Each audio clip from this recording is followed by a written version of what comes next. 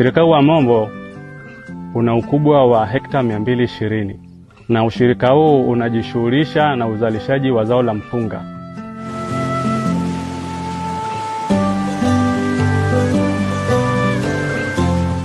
Kilimo hichi cha mpunga ni cha umwagiliaji, ambapo kwa mwaka tunakuwa na misimu miwili mpaka mitatu kulingana na upatikanaji wa maji.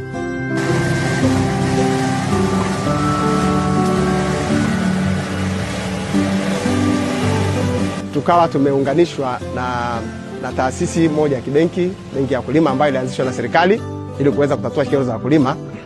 Kwa 2017 tukawa tumeweza kupata mkopo kutoka benki ya kilimo TADB, na tukakopa, tukaweza kupata mashine ya kukobolea mpunga, lakini pia tukapata na mashine ya kuweza kuvunia mpunga huku mashambani.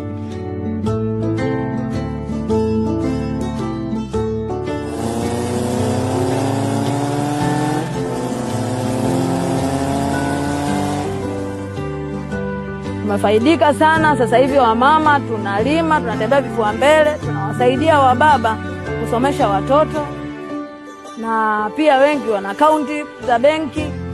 Na kwa upande mwingine, upande wa benki hii ya TADB imetuboresha sana kwenye skimu yetu. Tuna mkopo wa mmoja mtu binafsi, na tuna mkopo wa chama.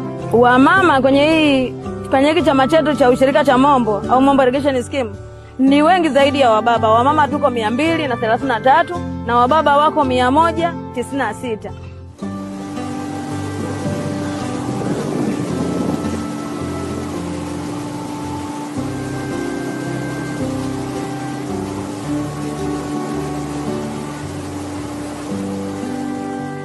TADB, hongereni sana kwa kazi nzuri ambayo imeifanya hapa Mombo. Kwa kweli kilimo kinarekika.